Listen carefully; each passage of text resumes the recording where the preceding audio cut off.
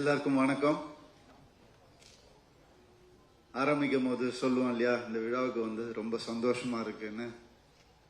அந்த மாதிரி ரொம்ப ரொம்ப சந்தோஷமா இருக்கு. ஏன்னா இந்த சந்தோஷம், இந்த விழா என்னுடையது கிடையாது, இருந்தாலும் இவ்வளவு சந்தோஷமா இருக்குன்னு நினைக்கும் போது, இந்த படத்தினால ஏற்பட்ட அந்த நட்பு, அந்த ஒரு குடும்பம், நீங்க எல்லாரையும் பார்க்கும் போது சுத்தி போட்டுக்கோங்க, அவ்வளோ ஒரு அழகா இருக்கு.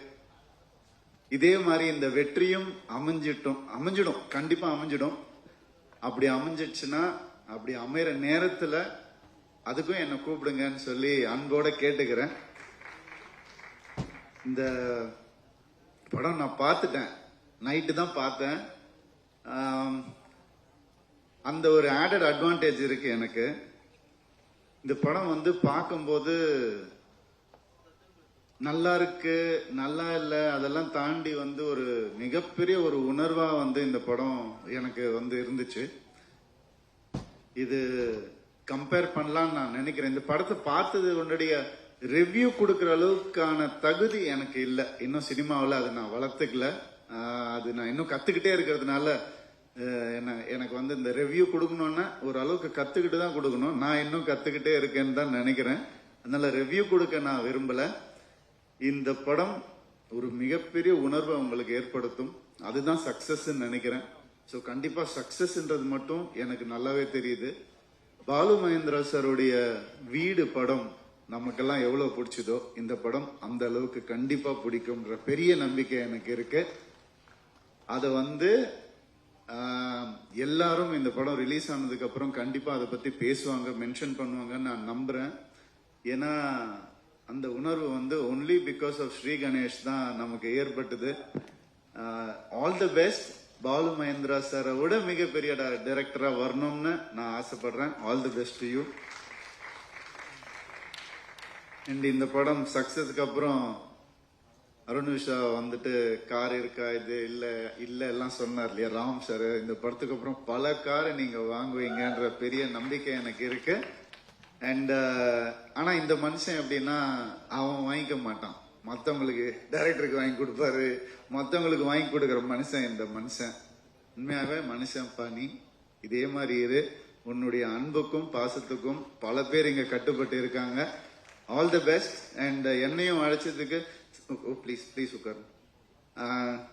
எந்த ஒரு ஹீரோ படமும் ரிலீஸ்க்கு முன்னாடி இன்னொரு ஹீரோக்கு போட்டு காட்டி பர்சனலா பண்ண மாட்டாங்க. ஆனா நானும் சித்தார்த்து என்னைக்குமே ஹீரோஸ் மாதிரி நாங்க இருந்ததே இல்லை. நாங்க எப்ப ஃப்ரெண்ட்ஸ் ஆனோம், எங்க மீட் பண்ணோம், ஆயிட்டோம், அப்படியே வளர்ந்துட்டோம். அவன் எப்பவுமே சொல்லுவான் சித்தார்த் வந்துட்டு, டேய் நீ வந்து நான் பொம்மரையில பண்ணல, நீ சொந்த சூரம் பண்ணல, ஆமா இப்ப என்னடா பண்ற அப்படின்னு நான் கேட்டா, நீ அடுத்தது ஏதாவது நான் உனக்காக தான் வேற கதை கேட்டிருக்கேன், ஏன்னா நான் தெலுங்குல பண்ண நீ அதை தமிழ்ல பண்ணிடுவல அப்படிலாம் சொன்னான். அப்பெல்லாம் நான் மனசுக்குள்ளேயே ஒரு விஷயம் வச்சிருந்தேன். இப்பதான் நான் எதுவுமே வச்சுக்கிறது இல்லையே. இப்ப சொல்லட்டுமா, ஏண்டா டேய், உனக்கு ஒரு ஹிட் கொடுக்கறதுக்காக எங்க வீட்டுக்குள்ளேயே நாங்க ஒரு டைரக்டரை வளர்த்து அவனுக்கு எங்க கதையை கொடுத்து ஸ்கிரீன் பே எழுதி உனக்கு பொம்மரில்லுன்னு ஒரு பணம் கொடுத்தா இப்பெல்லாம் நீ கிண்டல் பண்ணுவ அப்படின்னு நான் நினைச்சேன். ஸோ அதனால ஒன்னா வளர்ந்துட்டோம், அப்படியே பல கதைகள் பார்த்து அப்படியே வளர்ந்துட்டோம். இன்னைக்கும் அவரை பார்க்கும் போது எனக்கு அதே சந்தோஷம், என்னைக்குமே அது இருக்கணும்னு ஆசைப்படுறேன். அவருடைய திறமை வந்து நம்ம எல்லாருக்குமே தெரியும். ஆனா இந்த படம் பார்க்கும் போது நான் கோமாளி பண்ணியிருக்கிறதுனால, ஸ்கூல் கேரக்டர் பண்ணியிருக்கிறதுனால நான் கொஞ்சம் ஏர்லியா பண்ணிட்டேன். ஆனா நீ ரொம்ப லேட்டா பண்ணியிருக்கிற, ரொம்ப கஷ்டம். அது வயசை பத்தி பேசல, பர்ஃபார்மன்ஸ் பத்தி நான் பேசுறேன், வேற எதுவுமே கிடையாது. அந்த ஒரு ஷார்ட் நீங்க நோட்டீஸ் பண்ணுங்க. இது வந்து என்ன ரெஃபரன்ஸா கூட வச்சு அந்த ஷார்ட்டை பாருங்க. அப்புறமா ரிலீஸ்க்கு அப்புறம் அந்த ஒரு செவுத்துலயே சாஞ்சிட்டு பேசுவார். அந்த வயசுல ஒரு 17 வயசுல அப்படிதான் இருந்தோம் நம்ம எல்லாரும். அதை நோட்டீஸ் பண்ணி அந்த ஒரு கேஷுவலா செவுத்துல சாஞ்சிட்டு, அதே வந்து ஒரு 25 வயசுல பாத்தீங்கன்னா அப்படி பண்ண மாட்டாரு அவரு. ஒரு மனுஷன் வந்துட்டு அவனுடைய ஸ்கூல் டேஸ்ல இருந்து கிட்டத்தட்ட ஒரு 45 வயசு வரைக்கும் 45 வயசு வரைக்கும் எப்படி வந்து அந்த வளர்ச்சி, அந்த டிரான்ஸ்ஃபர்மேஷன் ரொம்ப கஷ்டம் அது பண்றது. அண்ட் எனக்கு ரொம்ப சந்தோஷமா இருந்துச்சு. சில விஷயங்கள் அவர் நோட்டீஸ் பண்ணி பண்ணதை பார்க்கும்போது ரொம்ப ரொம்ப சந்தோஷமா இருந்துச்சு. எப்பவுமே சித்தார்த் பத்தி எனக்கு ஒண்ணு தோணும், தப்பான படங்கள் பண்ணதில்லை அவரு. அது அது வந்து ரொம்ப கஷ்டம், சினிமாவில் வந்து ரொம்ப கஷ்டம். அண்ட் எப்பவுமே நீ தப்பான படம் பண்ணக்கூடாதுன்னு நான் வேண்டிக்கிறேன். All the best and keep giving great movies. உன்னை நம்பி பல டைரக்டர்ஸ் இருக்காங்க, அவங்களுக்கு நீ ஒரு ஒரு ஒரு எக்ஸாம்பிளா இருக்க அப்படின்னு நினைக்கும் போது, ஒரு சப்போர்ட்டா இருக்குன்னு நினைக்கும் போது ரொம்ப சந்தோஷமா இருக்கு. All the best. அண்ட் எனக்கு என் யூனிட்லயே பேர் ஞாபகம் இருக்காது எனக்கு. Chaitra and Meetha Meetha sorry மீதா, உங்களுடைய குட் நைட் படம் பார்த்தேன். உண்மையாவே ஆஃப் ஆயிட்டேன் நான் பார்த்துட்டு. அவ்வளோ அழகா பெர்ஃபார்ம் பண்ணியிருந்தீங்க. நான் அப்படியே நேரில் கூட ஒரு தடவை மீட் பண்ணி சொல்லணும்னு ரொம்ப நாளா நினைச்சிட்டு இருந்தேன். மணிகண்டனை பார்ப்போம், உங்களை பார்க்கறது இல்லை, அதனால இந்த ஆப்பர்ச்சுனிட்டியில சொல்லிக்கிறேன். Wonderful performance. பட் இந்த படம் உங்களுக்கு குட் மார்னிங் தான். இப்பத்துல இருந்து உங்களுக்கு நல்ல ஒரு வீடியோலாம் இருக்க போகுது. Extraordinary performance. All the best to you. And Meetha, sorry Chaitra வந்துட்டு எப்படின்னா, புதுமுகம்னாலே ஒரு ஒரு அட்ராக்ஷன் இருக்கணும் கண்டிப்பா. அதனால்தான் அவங்க அந்த படத்துல செலக்ட் பண்ணியிருப்பாங்க. இந்த படம் வந்து your performance is attractive to the core. நீங்க சொன்னீங்க இல்லையா ஸ்டேஜ்ல, இந்த எத்தனை படம் பண்ணாலும் முதல் படம் மாதிரி நான் மறக்காம இருப்பேன்னு. நான் உங்களுக்கு ஒண்ணு சொல்றேன், எனக்கு வந்த அட்வைஸை நான் உங்களுக்கு சொல்றேன்.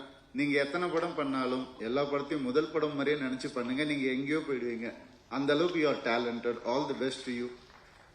அண்ட் நான் வர வழியில அப்படியே எல்லாரையும் மீட் பண்ணிட்டு வந்தப்போ, காஸ்ட் கூட ஆக்டர்ஸ் கூட வந்துட்டு நம்ம மியூசிக் டைரக்டர் உட்கார்ந்து இருந்தாரு. நான் அப்ப அவரை பார்த்துட்டு, நான் அவரை முன்னாடி பார்த்ததில்லை. சரி, இவர் படம் பார்த்துருக்கோமே, இவர் எந்த கேரக்டர் பண்ணியிருக்காருன்னு ரொம்ப நேரமா யோசிச்சுட்டு இருந்தேன். எல்லாருக்கும் நான் இந்த விஷஸ் சொன்னேனே, இவர் இப்போ எடிட்டிங்ல தூக்கிட்டாங்களோ அப்படின்னு அப்படிலாம் யோசிச்சுட்டு இருந்தேன். எப்படி இவர் அட்ரஸ் பண்றது என்னன்னு தெரியல. அப்புறம் தான் மியூசிக் டைரக்டர்னு தெரியும். ஒரு டைரக்டருக்கும் ஒரு ஆக்டருக்கும் என்ன வேல்யூ இருக்கோ இந்த படத்துல, அதோடைய டபுள் வேல்யூ வந்து இந்த படத்துல மியூசிக். நான் வந்து 10th மினிட்ல all the best, all the best. 10th மினிட்ல வந்து நான் வந்து ஊந்துட்டேன், அப்படியே மியூசிக்ல ஊந்துட்டேன். Please all the best. And மனசார சொல்றேன், you have a great future. The team that you're working with, which we were speaking right now, the team is also fabulous team. The too creative. அவங்களையும் விட்டுறாதீங்க. Extraordinary. நீங்க அந்த வேற work பத்தி பேசுங்க, அவங்களும் சூப்பரா உங்க லைஃப் மிகப்பெரிய ஒரு சக்சஸ்ஃபுல்லா இருக்க போகுதுன்னு நான் நம்புறேன். அண்ட்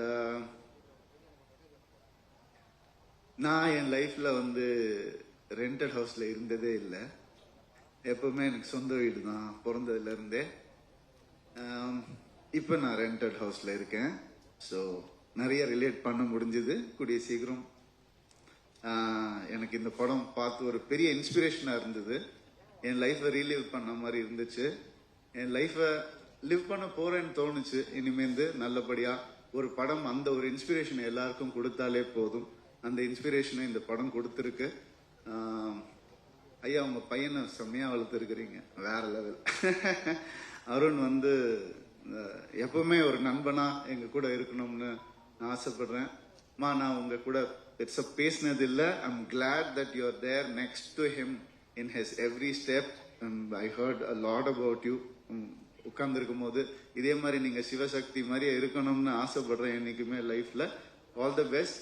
யாரையாவது மறந்துருந்தா மன்னிச்சுக்கோங்க.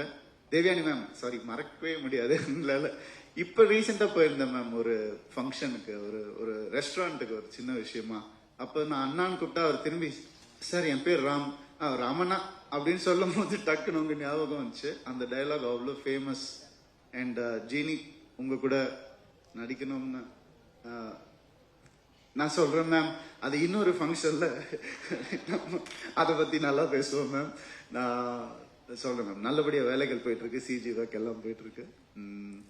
அண்ட் சரத்குமார் சார் அஃப்கோர்ஸ் ஒரு அம்ப்ரெல்லா மாதிரி இந்த படத்துக்கு அவர் ஒரு எல்லாரையும் அப்படியே அரவணைச்சிட்டு, நனைய விடாம, வெயில் பட விடாம, வாங்க வாங்க நம்ம பார்த்துக்கலாம் அப்படின்னு சொல்லி, அந்த டயலாகும் அதே டயலாக் தான், நான் பார்த்துக்கிறேன், நான் இருக்கேன் அப்படின்னு சொல்ற அந்த படத்துல அந்த wonderful dialogue.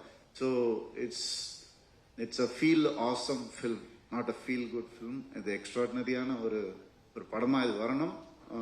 just for your good heart and for the people who believe in good scripts, the audience who are eager to watch good scripts. இந்த படம் கண்டிப்பா அவங்க எல்லாருக்கான ஒரு படமா இருக்கும். என்ன இந்த விழாவுக்கு கூப்பிட்டதுக்கு ரொம்ப ரொம்ப நன்றி. Thank you so much.